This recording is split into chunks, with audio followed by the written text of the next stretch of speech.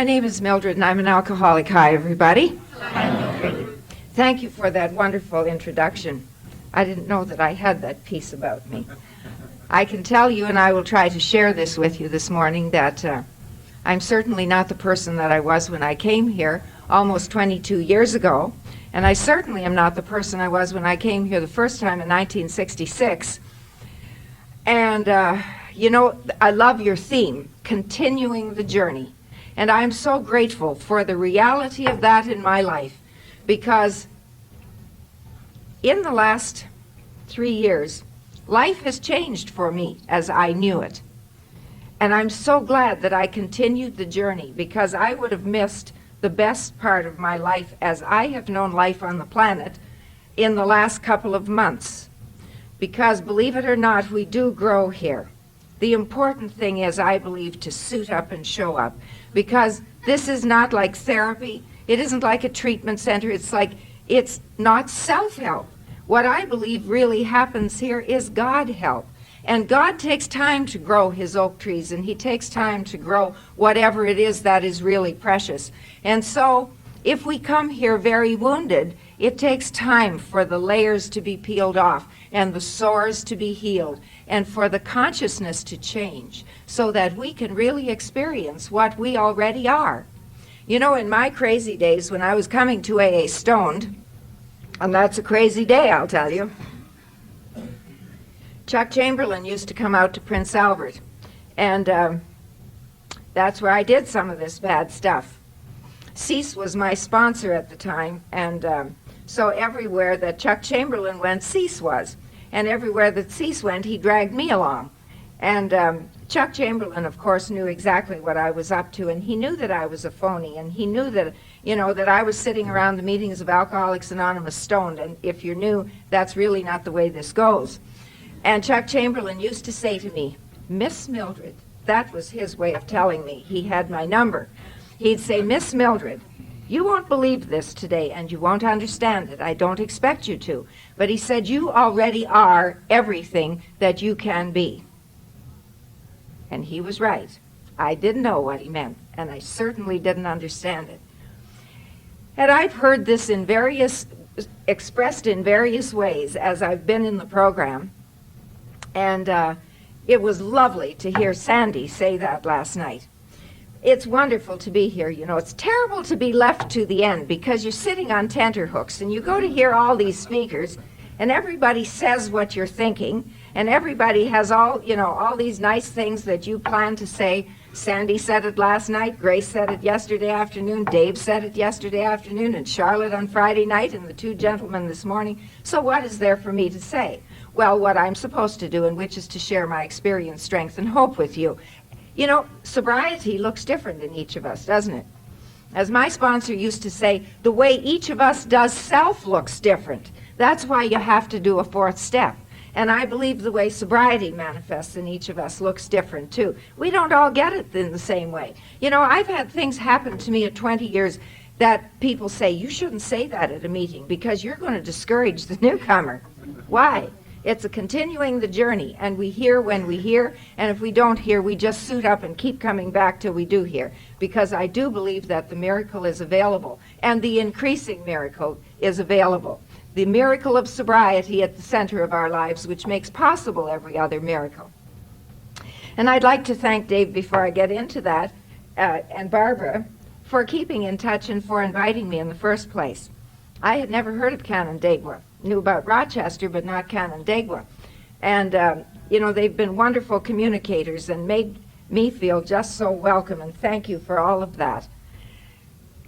I think you better keep an eye on that chairperson that you're having next year. He's a wild man. Have you ever driven with him? You're lucky I'm here. You're lucky that the taper is still here. We went out to Wegmans with him yesterday. We're coming up to this red light, and he says, red lights are such a nuisance. I feel like going right through it. As there are 10 cars coming barreling down from the opposite direction. But he's really quite a pussycat, because when we got into Wegmans, he's showing us the wonders of Wegmans. And he's showing us the small carts and the medium-sized carts and the big carts. And Donna says, let's get in, take us for a ride. I was game. He chickened out. So, I've also made an amazing discovery. I've made an amazing discovery of what small town means. I was born on the prairies on a farm in Saskatchewan. And when you say small town, you're talking small town. You mean 100 people, maybe 200 people, maximum 300 people. I've seen all these signs of different towns that you people are from. Oh yeah, this is a small town.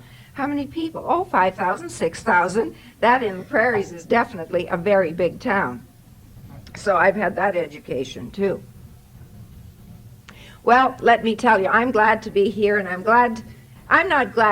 delighted to be an alcoholic, and I'm just so happy to be a member of Alcoholics Anonymous. And if you're new and you're suffering, or if you're old in sobriety and you're suffering, you may say that I should be locked up. And I understand that, and I have been locked up many times, 32 that I know of, as a matter of fact. In one psychiatric ward, mental institution, or insane asylum across the country. Sandy, you weren't the only one wearing bands, only I didn't try to tote any message to anybody when I was in those places. Sometimes they locked me up for 5 days, and sometimes for 5 months. Sometimes because I wanted to be there, sometimes because other people wanted me to be there. I would wake up in rooms that had the architectural deficiency of no knob on my side of the door. I sometimes would wake up tied to the bed, and trust me, it was not for fun and frolic. When I was in those places, they tried every therapy then known to man. They tried drug therapy, they tried one-on-one therapy, they tried group therapy, they tried insulin shock, and then they tried electroshock. And I had 25 of those in one series, and another time I had 13, and I'll tell you, if you need a buzz, it'll give it to you. And then the diagnosis. They diagnosed me as being schizophrenic. They said I was schizophrenic paranoid, paranoid schizoid. They said that I was manic depressive manic, manic depressive depressed. They said I had a chronic personality disorder. They said I had an organic personality disorder. So you can understand that when a psychiatrist said, we think you're an alcoholic, that was the good news. You know, I should say that in all the years that I drank and in all the years that I was put into those places, nobody ever asked me if I drank too much. Nobody ever asked me if I drank. That's the amazing thing. I swear to you, alcohol was absolutely never mentioned. And I certainly was not going to tell them that I drank. I can remember sitting in line with the other patients who were going to have shock treatments, and I hated them because some of those were without anesthetic, and they were just awful. And I remember sitting there in line and thinking, my God, am I ever glad they didn't ask me if I drink too much, because I would sooner take out shock treatments than I would give up the booze. I didn't start out in life that way. But by the time I got here, I was homeless. I was paralyzed with rage and resentment, paralyzed with fear, filled with all kinds of sexual problems, and physically broken. Not even trying to discuss what had happened to me mentally. Alcoholism had eaten away my insides, and I came here empty and alone and really insane, in a way of speaking. And then I came here. And then you showed me the warranty. You said, rarely have we seen a person fail who has thoroughly followed our path. You told me that I could be rocketed into the fourth dimension. You told me that God would commence to do for me what I could not do for myself. You told me things like self-reliance failed. I didn't know what those things meant. But I knew that it was the truth, like we know when we hear the truth and we know when we hear falsehood. And I think sometimes that I take Alcoholics Anonymous for granted. I just know that I can go anywhere in Canada and the United States and many cities throughout the world, and I don't have to be alone. That's wonderful, isn't it? And when I say I'm alcoholic and you say you're alcoholic, immediately there's a bond. We may come from different parts of the planet. We may have had completely different life experiences, but there's a bond and we can talk. And I, sometimes think that we lose the appreciation for that miracle in our lives. It was brought home to me one day when I went to see a new principal of mine. I'm a college and high school teacher, and when I used to go to conferences, I'm retired now, but when I used to go to conferences, I would have to ask for time off, and my board always gave me days off with pay, but we had a new principal. This bird was a real tough bird. He was a military man, and also he was a minister in an evangelical church. My Lord. And I had to go in and tell him that I wanted days off because I was an alcoholic, and I had been invited to speak at a conference of Alcoholics Anonymous. I was not itching to go to his office, I can tell you. Anyway, I went to his office, and he said, I told him what I wanted, and he said, that's no problem. That's public service. Of course you can go. But he said, do you have that book? He said, you have that book that you alcoholics read in Alcoholics Anonymous? And I said, do you mean the big book? And he said, yes, and I brought him a copy. About 2 days later, I was called down to his office, and when I got to his office, he jumped up from the chair, and he didn't even greet me. He held out this book to me, and he said, Mildred, he said, do you know what's in this book? Do you know what's in this book? He said a second time, and I thought, oh my God, I left my fourth step in there.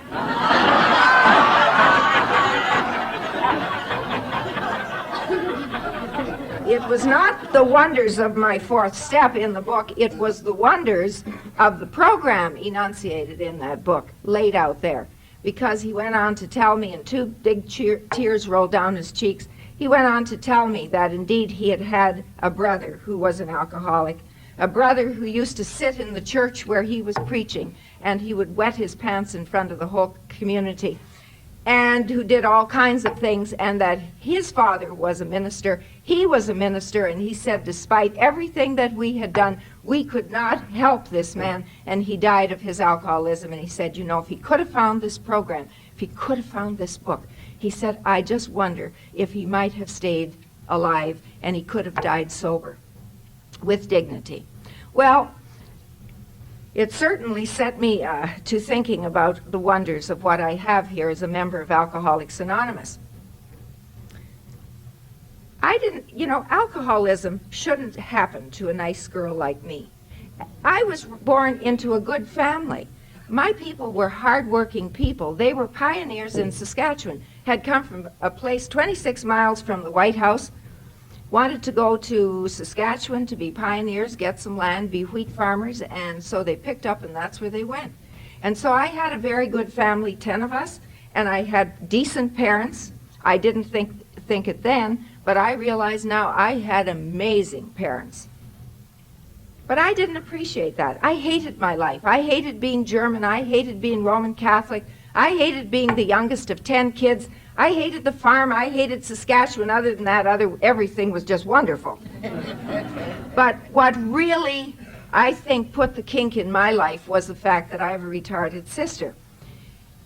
And when I was about 3, I became aware that she was crawling into bed with me at night, and she would cry, and she knew she was retarded and that she was different.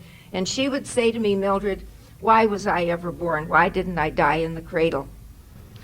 And she would lie there and cry, and I would lie and cry with her. And I think it did to my spirit what you would do to my body if you took a 2x4 and whacked me across the back as hard as you could. It influenced the way I behaved, it influenced the way I thought, it influenced the way I felt. Note, I did not say it made me an alcoholic. I am not an alcoholic because I have a retarded sister. But I think the stuff that happened to me as a little kid is the stuff that I have had to do in recovery to overcome what happened to me, because I became very self-willed. I became very angry at God. I hated the world because I saw my sister cry every night. And I guess of all the people that I'm close to in the world, I'm closest to her. And I felt that I should be able to fix her, and I couldn't fix her. I couldn't get anybody else to make life better for her. I understand this today, but at 3, I did not understand this. It was just blatant suffering as far as I was concerned. And I became very determined to have my own way. Sandy talked about this last night, that the world doesn't go my way, that I have to go the way of the world and live in harmony with the way things are. And I had no idea about that, because I was going to break everything that came into my path to fix what I thought was not right. You know, about 3 years ago, reading the big book, the part on step 3 where it talks about self being the problem and self-centeredness, and that this will kill us, God allows that to happen. I saw myself marching across the pages of the big book, and it says sometimes we in our self-centeredness are trying to do good things. I wanted good things. If you had a sister that was crying, wouldn't you want to fix her? That's a very good thing. But I have learned in sobriety that your journey is not my business. Even my journey is not my business. To suit up and show up for my life, that is my business. To let God grow me into what it is that I am indeed to be. And so I meddled in her life. At about 5, I found alcohol. I'm a late bloomer, as you can see. And I think that after I had my first drink, I never thought sober again. My total preoccupation was with, where's the booze? Who has it? What am I going to have to do so they will give it to me? How much is there? Will it be enough? I mean, and who as an alcoholic ever says enough anyway? And I never bothered about the niceties, like I think we should chill this. I think we need to drink this out of the proper glass. I can't ever remember saying, I've had enough, or I'm starting to feel this. When I was starting to feel it was when I wanted more. You know, and this business of having enough, I could be drunk. I could be lying on the floor looking at the ceiling. And if you said to me, do you want a drink? You know what I'd say. Of course, make it a triple. What else? There never was enough. See, this is why I think that in every bottle of spirits with a small s, I was seeking the spirit with a capital S. There isn't enough booze to fill what's wrong with me. There isn't enough booze to ease the pain in my life. There isn't enough booze to make me happy enough. There isn't enough booze to give me all the stuff that I think, or I thought in those days, was going to quell the pain, because there was no peace in all of that. Now, with all that, my brothers and sisters used to say to me, you're so smart. You see, but by this time, I had put up the walls. As I perceived them, they weren't doing much to help Dora. And if you didn't do anything to help Dora, as far as I was concerned, you didn't exist. And I put up the walls because life hurt too much. It just hurt too much. And it didn't even help to try and talk to people because they didn't understand anyway. See, my brothers and sisters were all a lot older. My brothers by this time were teenagers. And I can imagine now, from a perspective of an adult, I can understand that she was probably an embarrassment to them. You know, we've talked about it since. It's taken a long time, because in my family, we didn't talk about the rhinoceros we had in the living room. We didn't talk about the alcoholism in our family, and we didn't talk about the retarded sister in our family. We just all went about our business doing our things, and I say that not as a criticism of them, because, you know, I look at them now and I see them, since my perception has changed, I see my family completely differently. And I can understand them with compassion, and I see that they're on their journey too, just like I am. And because we felt differently about life, doesn't make me put nasty labels on them, like they're dysfunctional and they have no love and they're loveless and all the kind of things. Although for years I blamed them. I blamed them for me. I said if they had been different, then I would have been different. And of course, that's been one of the gifts of the program, to realize that I carry me around with me, and you are not my problem. I do not have to judge you today. I do not have to criticize you today. I don't have to carry the weight of you on my shoulders. I can just do what we do best here, and that we love one another, and we understand one another, and we have compassion for one another. I don't like the word tolerance. I think tolerance is really a very hard term. If I have lived the path that I have lived, I don't need to have tolerance for you. I can believe that anything is possible, and that it is possible for me to do anything, and if I haven't done it, I need to add the word yet, because all I need to do is pick up a drink, and I can go the rest of the way. I was a smart kid, and so by the time I was 11, I was ready for high school. My father sent me to a convent boarding school, and I saw nuns, and I thought, oh my God, this must be like being buried alive.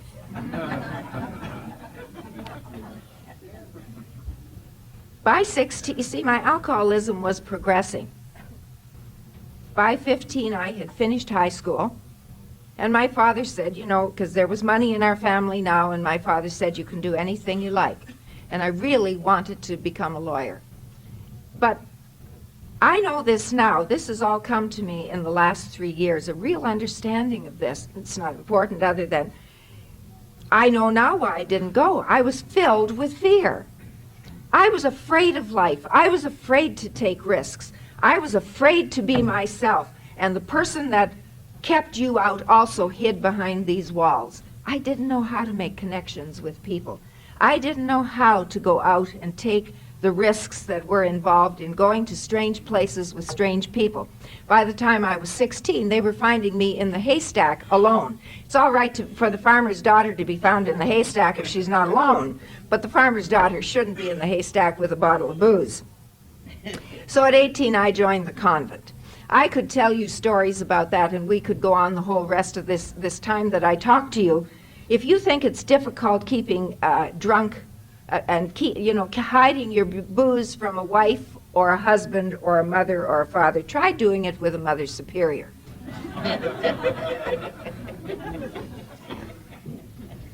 In the early 1950s, that was the best kept secret. In all those 15 years that I was there, nobody ever mentioned alcohol to me.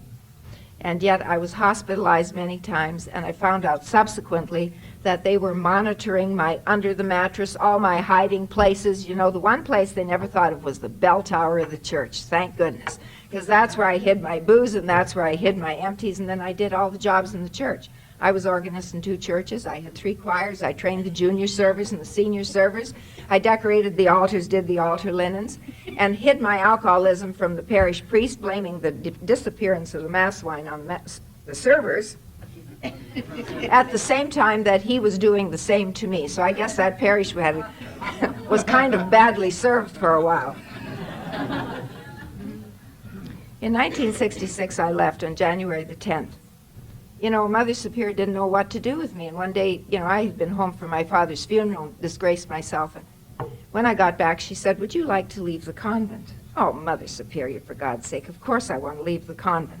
But, you know, if you'd have said to me at that time, where do you want to be on the planet, I couldn't have told you. But I just knew it was running, those geographical cures, not knowing that I was the problem, not knowing that I had to change the energy inside me, or rather let God change what was going on inside me.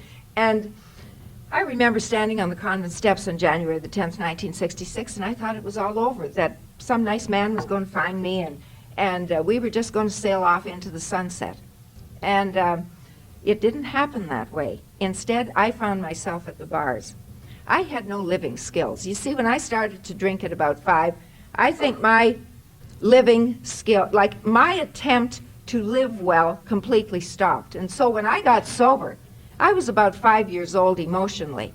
And yes, I have not had an easy time in the program, because I've been, you know, a woman with a 5-year-old mentality at times. And that really doesn't equip you for a whole lot of success. I found myself at the bars. I found myself drinking with lower companions, and it wasn't long before I was the lower companion, and people would run when they saw me come, because I was such bad news. And that went on for about 10 months. I lost my ambition. I had always been a student who always prided myself. See, and that was another thing. I was a functioning alcoholic. As long as I had a job, I could function, and that was my reason for drinking. So I said, I work so hard, I do so much good for people, and that's why I drink, and I need the booze so that I can carry on. But I lost my ambition. I didn't care. I was taking courses, and I was teaching in another college, And I dropped my courses and I stopped teaching. And then I wound up in an insane asylum. And there my brothers and sisters found me, and they took me back to the West. And there I met the man who was to become my husband, a psychiatrist. Does that surprise you? He was a professor at the university, and he was on staff. He was also an alcoholic, and at that time was sober. And he, while I was still a patient, can you believe this, asked me out on a date. And I accepted. You know, I was about 3 bricks short of a load, but I think he was too. I have a friend in California who puts it this way. He says their neuroses were complementary. The rocks in his head fit the holes in hers.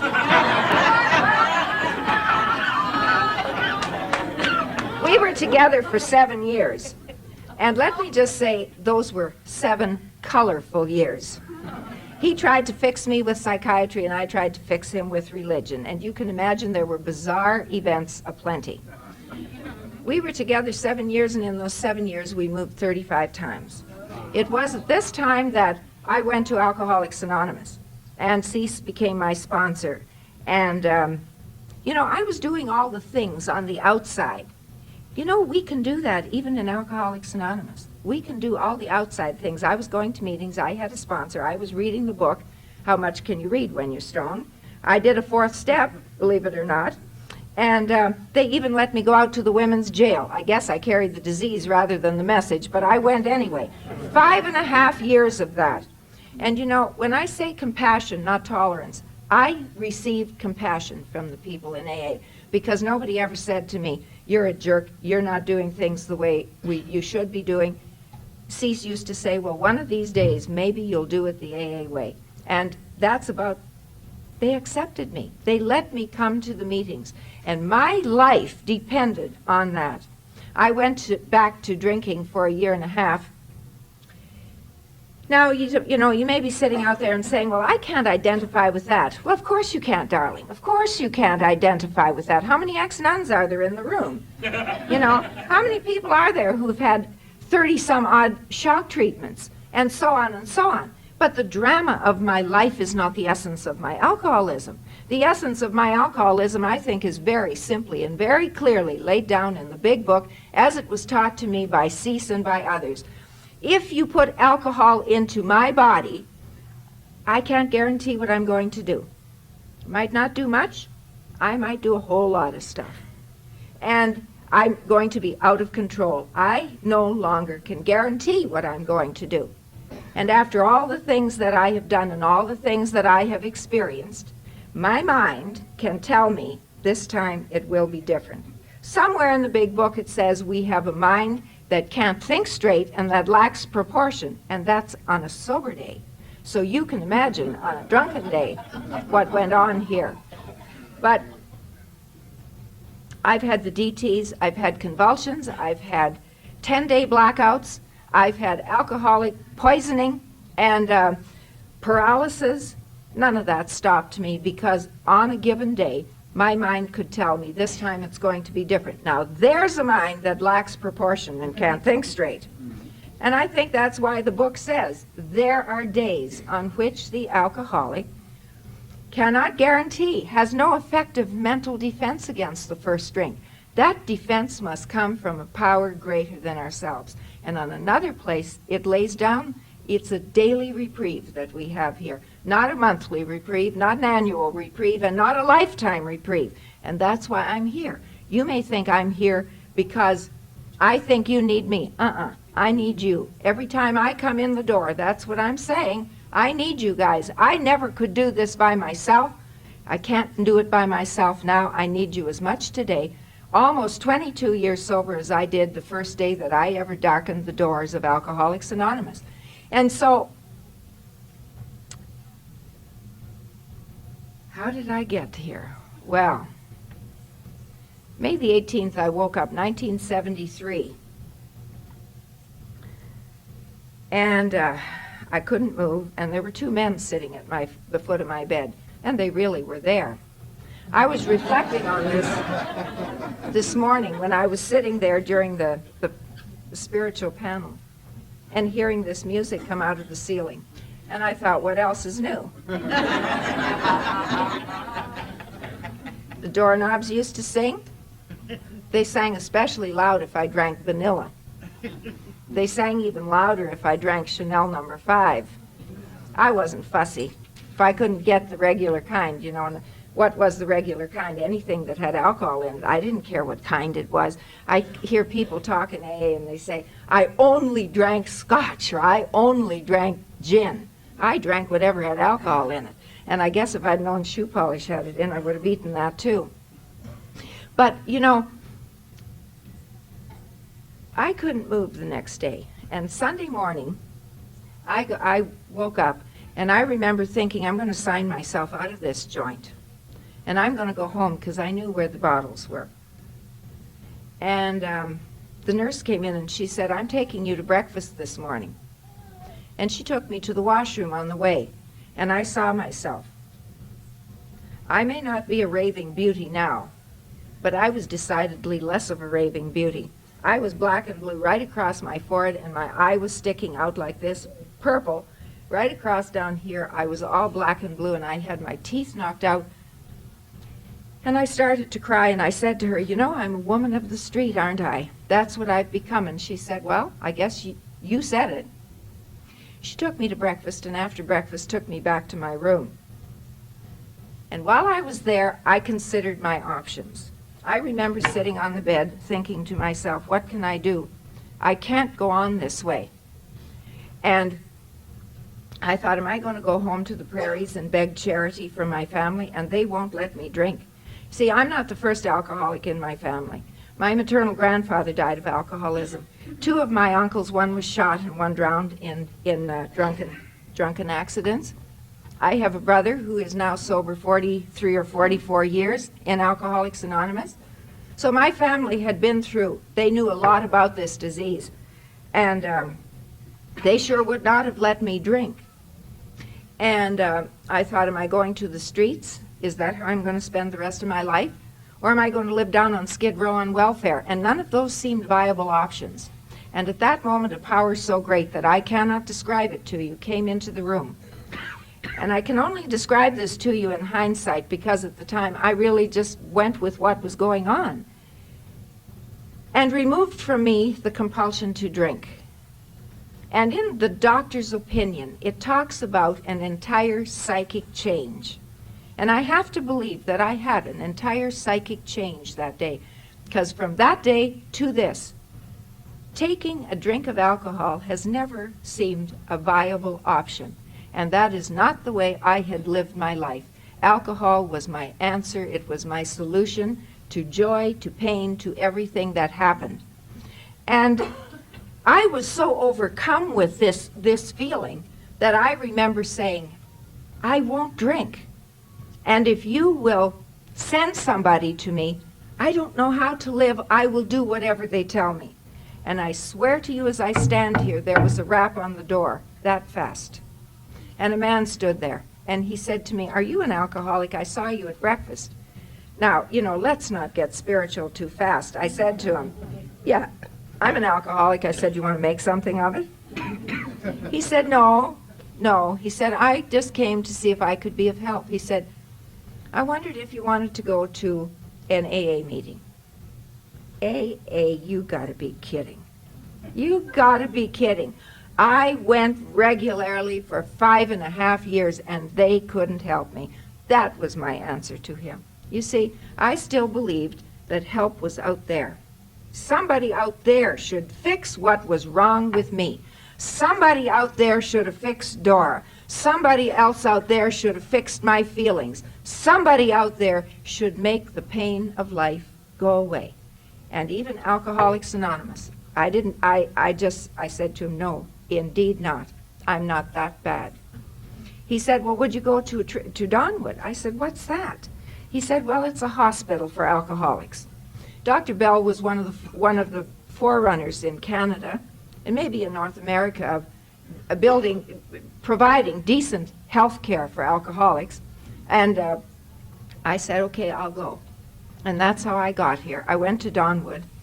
And they certainly did not insist on Alcoholics Anonymous, and I stayed away for 6 months. I had come there with my stuff in a plastic bag in a suitcase. You know, so really, we were bankrupt. My husband was ill too. He followed me into Donwood. Oh, there's so many, many, many stories I could tell you. We were so poor. And I want to tell you a little bit about that because it was kind of like the straw that broke the camel's back. Poverty. I had never known before. Of all the other things that I didn't have control of, one way or another, I was always looked after. My physical needs were looked after. And now there was nothing between us and disaster. The house was gone, the gardener was gone, everything was gone, the door was locked, and I had what I had in the plastic bag in the suitcase, and my husband was as sick or sicker than I was. And like Sandy said last night, I thought money was the answer. And I remember that first month that I was sober, thinking if he will only go through Donwood, he will get well, he will get a job, he will make lots of money, and when we have money, then we can really get into getting well. My old ideas didn't go that way. I had to submit to poverty. I had to submit to not having enough to eat. I didn't have the brains to go to a social welfare agency. And I remember standing in the snowbanks with a little pair of slippers on because I didn't have boots.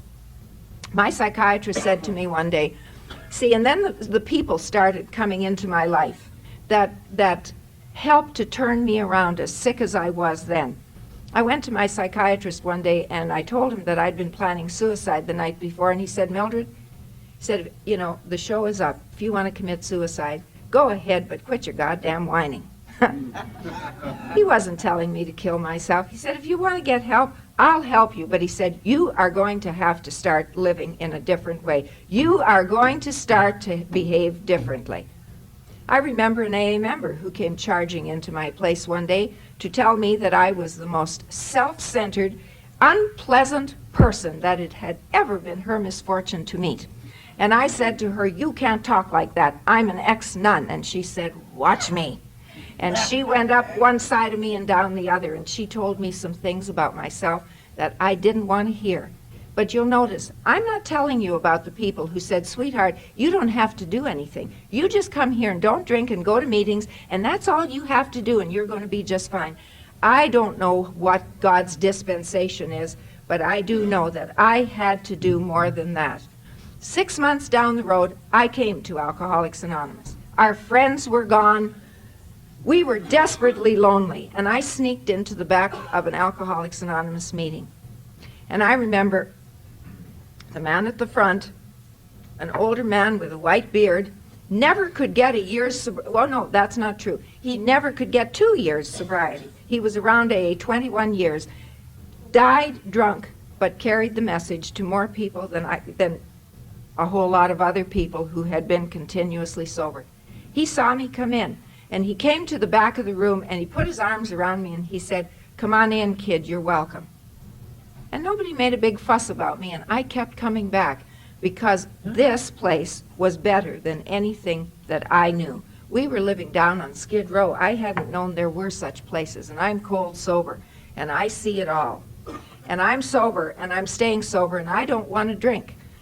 So coming to a meeting was a wonderful boon for me, and the healing process started, which is one of the things I think the fellowship is all about.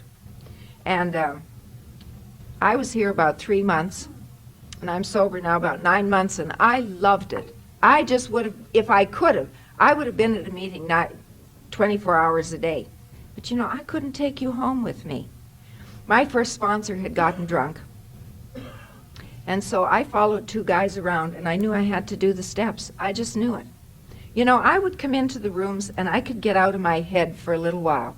I could stop supervising my life for a little while. I could lay down my bag of troubles for a little while. But you know, when I went home, I always had to carry it with me. I didn't know that I could leave it here, but I'd take it with me and wake up about 3 o'clock in the morning saying, what's happening now? You know, filled with this fear. Where's my life going? How are my husband and I going to survive? Because he was by now sitting at home saying, I'm depressed, I can't go look for a job. And I didn't know what was going to happen. And I got into the steps. And these 2 guys had been sober 2 years. And they told me what to read, and they told me what to do. And I wanted it so bad I could taste it.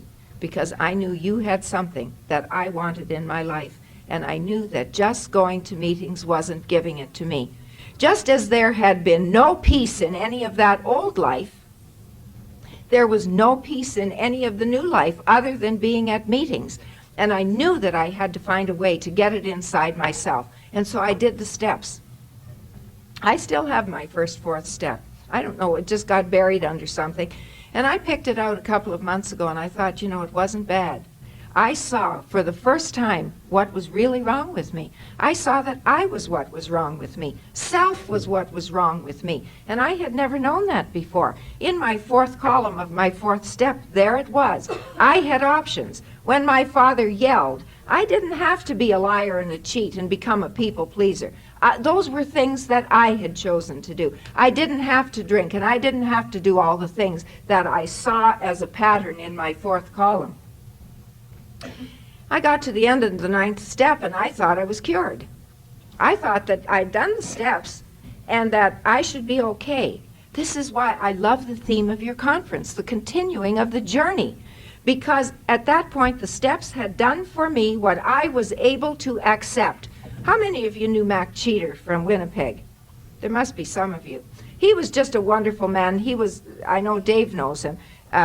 He was one of our trustees from the West, and when you looked at Mac, you sort of looked into the face of God. That's the way you felt. And I knew that Mac had the answers. And I had now done my first 9 steps, and I followed Mac. He used to come to Toronto to see me. And I would say to Mac, Mac, how do you meditate? What books do you read? Like, I wanted Mac to tell me what Mac did, and then I was going to follow what Mac did, and I was going to become a little Macette, and don't you know, all the pain of my life was going to go away. And Mac wouldn't have any part of that. He said, Mildred, you do steps 10, 11, and 12 on a daily basis. And that's all he would say. And he said, one of these days, you will know what I'm saying. You have to become your own person. Alcoholism, as Gracie said yesterday, is a disease, not a disgrace. And it was about this time I got another teaching job. I had been thrown out of the last one. And you know, sometimes we alcoholics, we don't ask.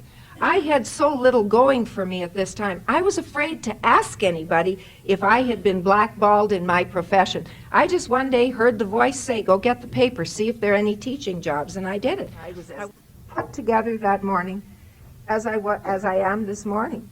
And they gave me the job. They said, yes, we want you. It was for an English teacher. What I didn't know was that it was for dealing with adolescents with learning disabilities. And you know what? For 20 years, I got to do for other people's kids what somebody didn't do for my sister. And it was absolutely a gift of God, I have to tell you, because I didn't even see that that's what the ad said. All I saw was English teacher, and that's my specialty, and I thought, that's for me, and that's the job I got.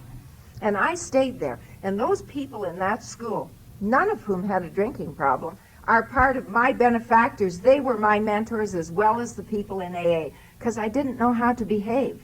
My emotions were up and down and up and down and up and down. I was a little kid emotionally, and they would take me aside and they would tell me things and they would teach me. And I'm as grateful to them as I am to some of the folks in Alcoholics Anonymous who took me aside and had compassion for me. I stayed in that school for 20 years. It was the one thing in my life that stayed stable. Everything else changed. A year and a half into sobriety, I left my husband. You know, I think it's great if you can stay in your relationships and heal there. I said to him one day, do you still blame me for everything that happened? And he looked at me and he said, well, about 95%. I'd been around AA to know by this time that I had to take full responsibility for myself, but I also knew that I did not have to take responsibility for you anymore. The yoke was off my neck, and I just didn't think I could cope with that, so I left. Did what my sponsor said? Stay out of relationships and not in your life, baby. 3 weeks later, I had him all picked out of the group. He was handsome, he was rich, he was well-spoken. He was for me.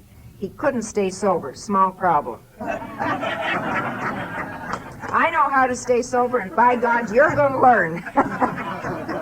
Till one day I found myself standing over him, and pardon my rude word, but he was saying, Mildred, go get me some beer. And I'm saying, no, pray, because I thought if he'd only pray, he'll get sober and the good life will descend on us. And there he is lying on the bed, and I've got him by the ears, pounding his head on the bed, saying, pray, you son of a bitch. And then I, too, went to Al-Anon.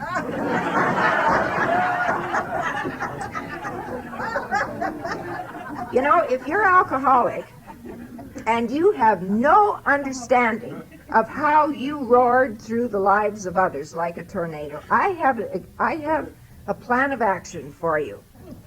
Fall in love with the drinking alcoholic. They will teach you very quickly and very efficiently. Well, after that little episode, I realized my insanity. I'm sober 4 years. You know, I see people now 9 months sober, a year sober, 2 years sober, and I think back to my days. And all I have to do is go to some of the older members in Toronto, and they say, yes, we remember you when you came in. We never saw anybody crazier than you were. So it's a good remember when. My sponsor, but this time, said to me now, he said, you stay clear of it. He said, give yourself time to heal. Give yourself time to find out who you are. And I did, because he was a tough sponsor, and I listened to him. I had respect for him. And then life went on, and I met a beautiful man, and started getting into real estate, started making a lot of money, was speaking at conferences, active in service, going to meetings. I, too, have always had a home group, always been active in the same home group, always had sponsors. I've had 3 different sponsors for one reason and another. And life was going great. And then about 7 years, I started to feel unhappy, restless, irritable, and discontented again. My sponsor said, out with the book, and we did the steps again. And I discovered something. You see, for me, it's a progressive growth. I didn't know that I had pounded down my feelings. I didn't know that I had rage. Like, somewhere I knew and some way I didn't. And when I did my 4th step and then my 5th, and we got into 6 and 7 and 8 and 9, this rage came out. And it was a necessary process. You know, I was like Miss Goody Two-Shoes walking around the earth with this stuff buried in me. You know, so we think sometimes that it's not there because we don't see it, or we think we don't see it, but it's there and it's buried alive, and it came out in raging color. And you know, when it was all finished, it felt great, because I had let go another piece of that self that has been such a problem. And then 17 years I'm sober, and I'm at a conference in the South, and I overhear a conversation. You know, I swear God arranges this universe in such a perfect way that if you keep your ears and eyes open, you just are awestruck almost every day. A casual conversation about from people who were doing the steps and the big book studies. That's all. But I remember hearing it, and I remember thinking, that's not for me. I've done the steps. I read the book. If you want to stay where you are, assume you're perfect. If you want to stay where you are, assume you know it all. And I went home, and it wouldn't let me rest. Big book study, do the steps. Big book study, it was just there all the time. And finally I called my sponsor and I said, let's get to it again. I said, I have no peace with this. And we got to it. And, you know, it was the preparation for a whole change of my life. For the last months, which have been the sweetest of my existence, you know, I had to come to terms with all that stuff with Dora. I hadn't realized how it had damaged me, and that self was still clogged in me and determining so much of what it was that I was doing. And I had to let go of that relationship, wonderful as it was, because I was behind the walls. You know, I'm trying to be very truthful about this. I sat behind those walls and tried to have an intimate relationship, and it doesn't work. What you do is tell a lot of lies. You pretend to be somebody that you aren't, And then you wonder why you're not getting closer together. You wonder why you don't feel good. You wonder why this relationship is not the blessing that you see in Alcoholics Anonymous when people say, we've been together like Dave and Gracie 52 years, and you can see the closeness. And I had to get honest about that. And then one day I was sitting there, and I knew that I had to retire. That was another thing I was holding on to. I was holding on to my job, because as long as I could be a functioning alcoholic, and as long as I could be a functioning sober alcoholic, I had a place to go. I had a place that gave me stability, and I knew I had to let it go. I knew as if it had been written on the wall. So within a year, I guess, life as I had known it all my life changed completely. And I found myself swimming in waters that I did not understand, where there were no known guideposts from a personal perspective. There certainly were always the guideposts of the things in Alcoholics Anonymous that had worked, and I had to hang on to those as tight as I've ever hung on to them, hung on to anything.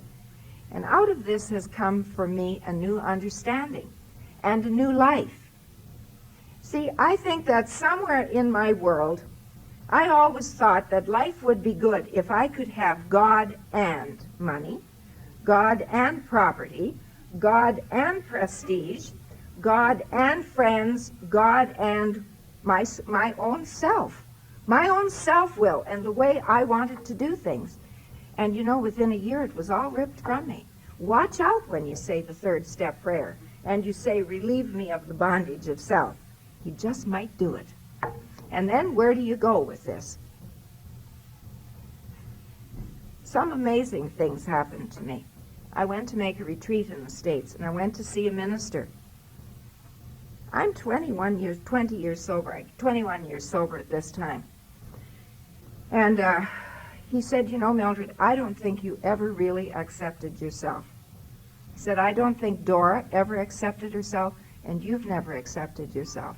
And I knew he told me the truth. And he said, you know what I would suggest to you? He said, I would suggest to you that for 40 days you meditate on nothing but God. Don't ask for anything.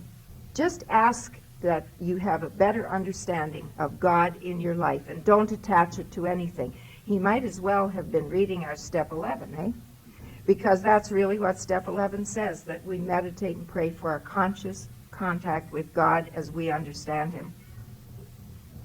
And I went home and did that.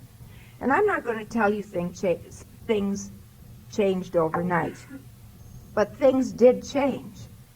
I was the one that had to suit up and show up. And I don't even think that the emphasis is on me. Like, that isn't the way I think the spiritual life works. The thing that I've become most aware of is that I am without power. Like, if at any time in my 21 years you had asked me what was going on, I would have given you quite a different version from what I'm giving you this morning. My journey has been to learn that I do not have power. I knew that I did not have power over alcohol. I knew that I did not have power over this body, and that I did not have power over this mind, but I did not understand the implications of that. If you look at the big book, did you ever realize how little it says about God in the big book? And I think it was Sandy last night said, it talks about our need for God. And if I think that I know how to run my life and that I have power, then I don't need God.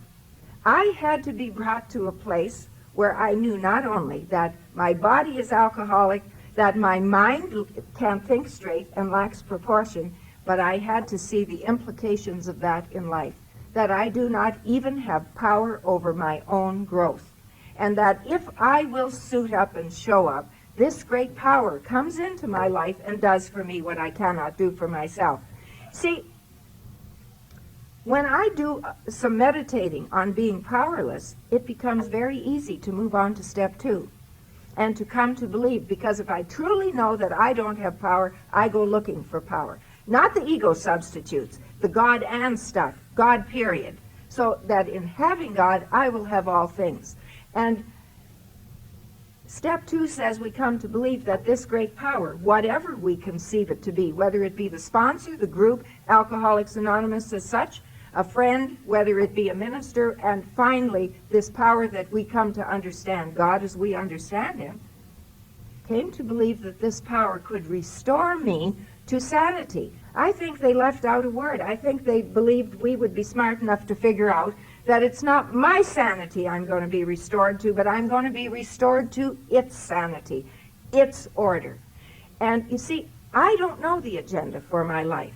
I always thought I did. You see, and I thought if I could look at those steps and I could just do the steps and then I would do the traditions and I would live by the legacies and all this kind of stuff, the emphasis was on me. And the last couple of years have showed me that the emphasis has to be shifted to God, and that God does this, and that I come to believe that I can be restored to the order that God sees is important in my life.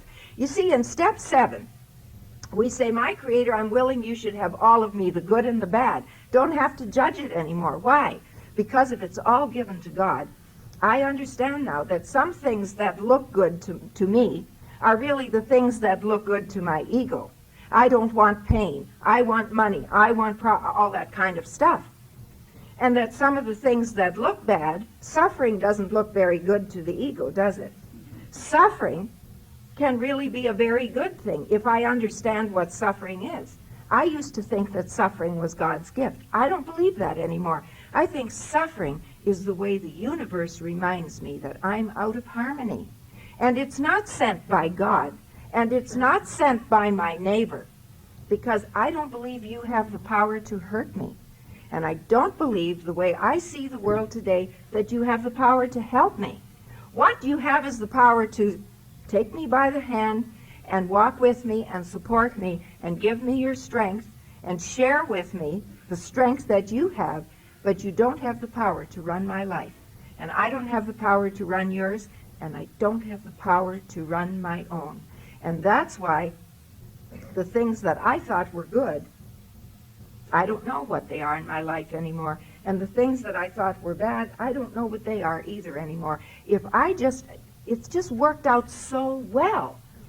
If I suit up and show up for the things that I am committed to do and do them to the best of my ability and stay in the now, a magical thing has happened to me. I love the fact that I'm powerless. Not my ego doesn't love it, but the real me, that me that Chuck Chamberlain spoke of when he said, Miss Mildred, you are already everything that you can be. Isn't that really what our book says? Make your choice. Either God is or he isn't. Pick. Either God is everything or he's nothing. Now, everything is everything. Isn't that something else? And it says that this great reality lives within. And isn't that what this whole story of the prodigal son was about? The prodigal didn't have to change and become a different kind of being. He already was the son of the Father. What he had to do was come to himself and realize who he was. I find that something that really helps me a great deal is to do steps 1, 2, and 3 very specifically. I know they're included in 10, 11, and 12. But a thick head like me needs to do them 1, and then 2, and then 3 every morning, because it allows me to shed that cloak of self-centeredness and that determination that the world should be my way. And it's easier for me to go the way of the world and to be in harmony with the universe instead of demanding that things be the way I think they should be. Out of it has come a sweetness. Out of it has come, I'm not totally free of fear, I won't say that. But I can tell you, when I first retired, when I closed the school door, I was a mass of fear. Absolutely, like I looked out at the world and I said, what is there? It's the end of life as I know it. And it was. It was the end of life as I knew it.